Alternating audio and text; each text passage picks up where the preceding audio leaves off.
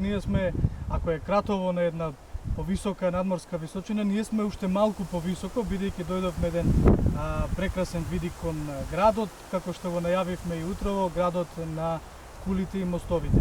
И да не должам многу, реков во овој термин ќе разговараме со кандидатот за градоначалник од редовите на Социјалдемократскиот сојуз и коалицијата, господинот Владко Бојковски.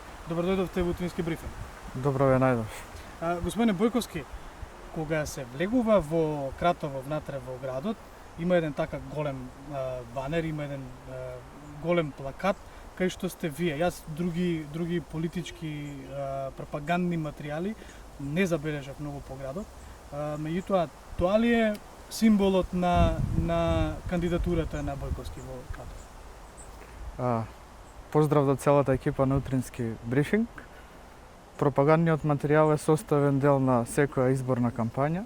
Може би гледачите и жителите на Кратово не се научени претходно на моќна изборна кампања, така да овој пат решивме целосно да се фокусираме на изборната кампања и со сите можности кои што може да се употребат и ресурси како политички маркетинг.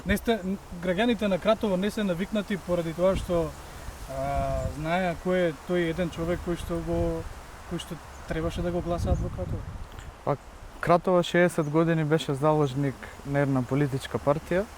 Пред 4 години конечно успеавме да го ослободиме тоа, но сега доаѓа редот кога треба нешто конечно и да се направи за самиот град.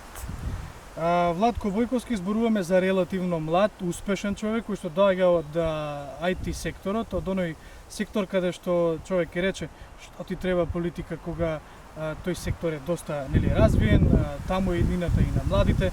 Што е оно што Владко Бојковски го предизвикува да се бори за да стане градоначалник на Кратово? Така. Во Кратово повеќе од 25 години нема ниту една капитална инвестиција, му недостасуваат капитални инвестиции и многу се ретки луѓето кои што може да ги обезбедат такви високи капитални инвестиции. Така да мојата номинација е поддржана од американската диаспора, односно кратовската диаспора која живее во Америка, голем дел од пријателите од најразлични политички партии, така да на некој начин јас сум еден од надпартиски кандидат за градоначалник на Кратово. Со оглед на тоа што утрово кога шетавме низ Кратово и додека дојдовме до овој дел да разговараме, се чини дека во Кратово има едни два проблема кои што им се многу важни на луѓето. Всушност и она што тие би сакале да го видат е развиен туризам, бидејќи не е само град на кули и мостови, туку град кој што има толку многу историја, а не е поврзан. Нема сместувачки капацитети. Туристите може би не се толку запознаени, оние странски туристи, не пак домашните, кои што не знаат што всушност има да се види овде. Тоа е едната работа и другата работа е иселувањето на младите, рековте и вие, самите американската диаспора поддршка за вас. Како ќе ги решавате овие проблеми? Што е оно што е предвидено според вас да се развива градот и дали тие млади луѓе би ги враќале овде дали би имале предизвик да се вратат во Кратово? Така. Дефинитивно Кратово има два потенцијали кои што не се искористени, а се многу доходовни.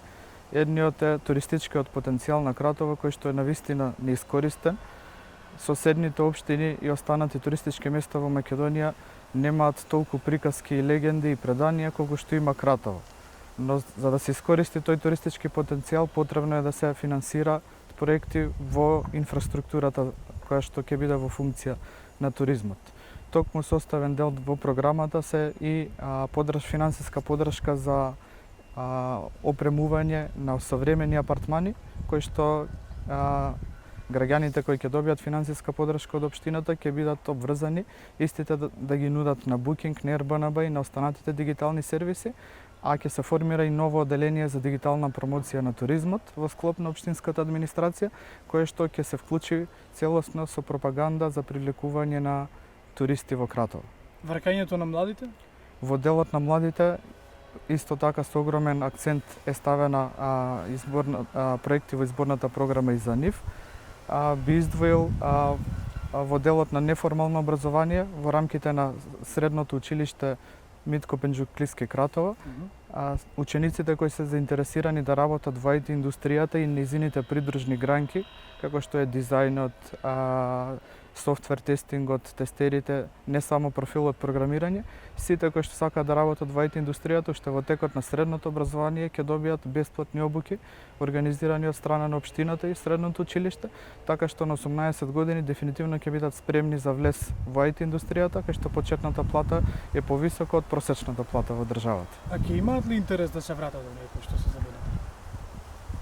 Враќањето на луѓето кои што се заминати за Кратово не е процес кој што може да се случи преку ноќ. Тоа е подолготраен процес, но нашата идеја е барем во текот на викендите да понудиме доволен број на активности за да луѓето кои што се во близина на Кратово, да речеме се мигрирале во Скопје или во останатите општини во државата, викендите кои што и сега ги поминуваат во Кратово да бидат уште помасовни и застапени со голем број на активности.